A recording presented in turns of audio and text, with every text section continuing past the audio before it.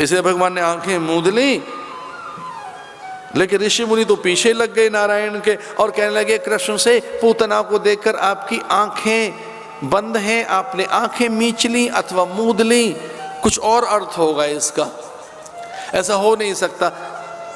मुक्ति तो आप ऐसे ही दे देते हैं किसी को, क्योंकि आपका स्वभाव है। अब ज्यादा ही उलझने लगे ब्रह्मज्ञानी और वो एक तर्क देने लगे, सन्मुख हुए जीव जब जब ही, जन्म कोटि अगर ना सही तब ही। ना सहू नहीं है, ना सही, वो तो स्वतः नष्ट हो जाते हैं, कोटि कोटि जन्मों के पाप। सन्मुख हुए जीव मुहि जब ही, जैसे ही कोई जीव मेरे सामने आता है तो उसके करोड़ों जन्मों के पाप मिट जाते हैं, तो फिर आंख बंद करके और क्या देना चाहते हो? तो फिर ब्रह्मज्ञानियों ने कहा कि हे देव, पूतनाओं को देखकर आपके नेत्र बंद हैं, इसका अर्थ है कहीं विचार तो नहीं कर रहे, कुछ ध्यान तो नहीं कर रहे, किसी को अपने मन में तो नहीं बसा रखा है, किसी का आह्वान तो नहीं कर रहे हैं। तो फिर भगवान ने कहा आप ही देखो मैं क्या कर रहा हूं। अब तो ब्रह्मज्ञानी है, समझ सकते हैं, मेरे अंतःकरण से अपरिचित नहीं आप, विचार करो मैं क्या कर रहा हूं। तो पता लगा अरे भगवान तो विचार कर रहे हैं, किसी का ध्यान कर रहे हैं। पूतना को देखते ही भगवान किसी के ध्यान में बैठ गए। और कोई मुझसे पूछे कि पलक बंद करके सबसे पहले किसका ध्यान करोगे, कोई मुझसे पूछे कि आंखें मूंद कर सबसे पहले किसका ध्यान करोगे, तो मैं आंखें बंद कर पलक मूंद कर सबसे पहले अपने गुरु का ध्यान करूंगा,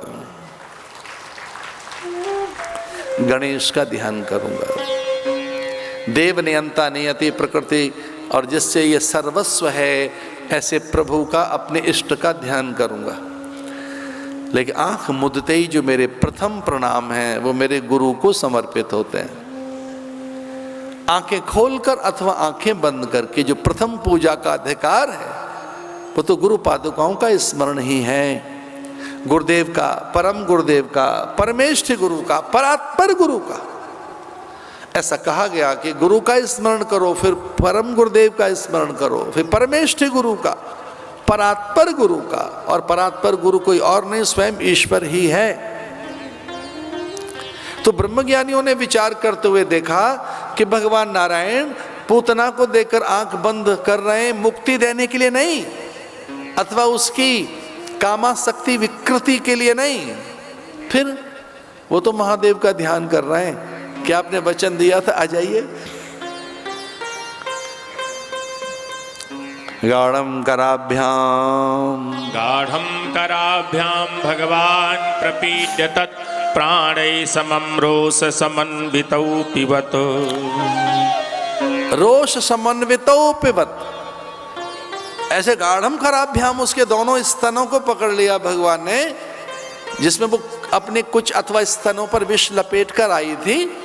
तो भगवान ने उसके दोनों स्तन दोनों हाथों से पकड़ लिए और उसकी जन्मांतर की काम वासना, ऐषणाएं, लालसाएं, स्पृहाएं और उसकी सकल मनोविकृति का हरण कर लिया और भगवान रोष में पीने लगे। जबकि छोटे से बालक को इस तरह का रोष आ नहीं सकता, छोटा बालक गुस्सा करना नहीं जानता। तो ये जो रौद्रता दिखाई दी, और गुस्से में भी आदमी लाल पीला सा हो जाता है, बहुत सुंदर नहीं दिखाई देता। जब आदमी गुस्सा कर रहा होता है ऐसे में कुछ क्लिक क्लिक क्लिक कर डालो 10-20, फिर दिखाओ श्रीमान जी को कि साहब ये दिखते हैं आप, उस समय क्लिक हो जानी चाहिए कुछ छोटे से। अब गुस्से में तो आदमी लाल पीला होता है, आड़ा तिरछा हो जाता है, कुछ विचित्र सा ही दिखता है, ऐसा लगता है हिरण्याक्ष और हिरण्याकश्यपु के कुल से है, ये पूतना के वंश से है। क्रोध में तो आदमी कहां ढंग का दिखता है। भगवान बड़े सुंदर दिख रहे हैं, ऋषि बड़े विचित्र अनुभूति से घिरे हुए हैं। ये हो क्या रहा है ठाकुर को, ये क्रोध में ही बड़ा सुंदर दिख रहा है। गाढ़ं कराभ्याम, बहुत क्रोध में और आवेश में रौद्रता आ गई, रुद्र आ गया उस समय। और जानते हो सबसे गोरा कौन है? गोरे तो हमारे भगवान मृत्युंजय ही हैं, कर्पूर गौरम करुणावतारम संसार सारम भुजगेंद्रहारम सदा वसंतम। वो कौन है?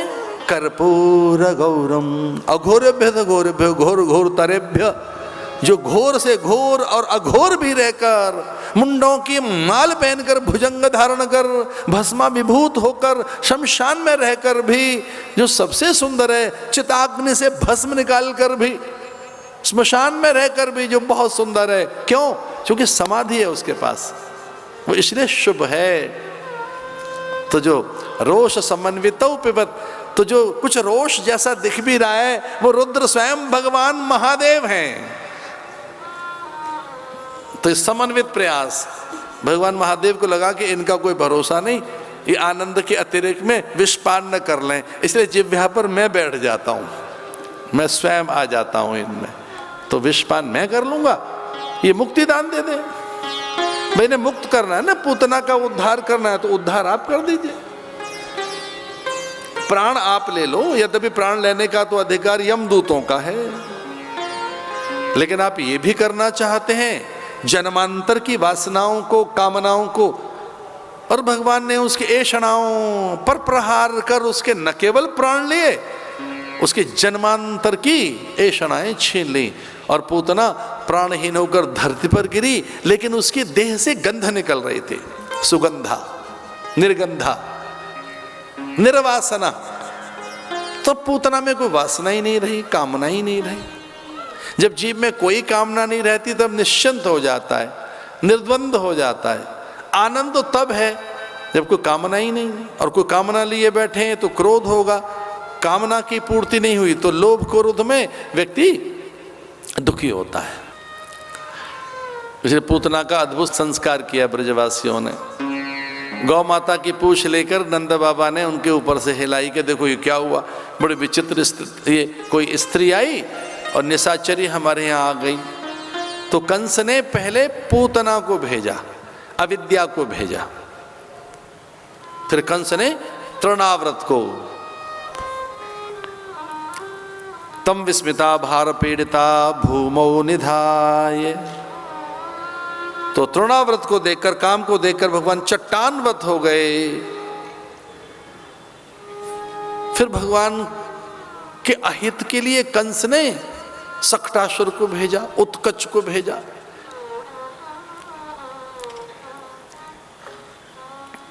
वो दिखाई नहीं दिया कि कहां है, क्योंकि वो अहंकार है।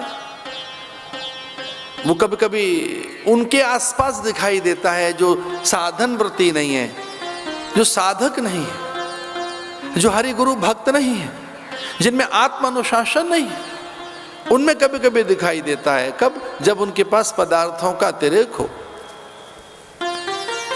जब वस्तु संपदा को अपनी मानने लगे, पदार्थों की प्रचुरता, वस्तुओं की बहुलता में वाहनों की लंबी कतार खड़ी हो जाए, गगनचुंबी अट्टालिकाएं आपकी बन जाएं, इहलोक परलोक की सकल संपदा आपके अधीन हो, और फिर भी अभिमान आपको ना आए, तो समझ लेना भगवान की कृपा आप पर ही है। ये कृपा को मैं परिभाषित कर रहा हूं। कृपा क्या है? कृपा का अर्थ क्या है? कि आप में अहमन्यता न रहे, आवेश न रहे, आप जड़ न हो जाएं, किसी का अहित न कर दें, किसी के अधिकारों का हनन न कर दें। यही तो अनुग्रह है ईश का। ईश अनुग्रह का अर्थ अट्टालिकाओं का बनना नहीं है, वाहनों की लंबी कतार खड़ा होना नहीं है। ईश अनुग्रह का अर्थ ये नहीं कि भंडार भर गए और पदार्थ अनगिनत आपके पास हैं, गिने न जाएं, इतनी वस्तुएं आपकी, नहीं नहीं, इसे कृपा नहीं कहेंगे। ये तो प्रारब्ध से प्राप्त हो जाए, ये तो श्रम से, युक्ति से और बहुत तरह के जोड़ तोड़ करके चीजें इकट्ठी की जा सकती हैं ना। आप बैंड होके रहें, आप में अहंकार ना हो, आपकी वाणी में सौंदर्य हो, माधुर्य हो, मुग्धता हो, प्रियता हो, आपके पास में पवित्र हो, आप सहज रहें, निर्विषयी रहें, निष्काम रहें, स्वाभाविक रहें, प्राकृतिक रहें। अब में संतुलन बना रहे, इसे अनुग्रह कहेंगे।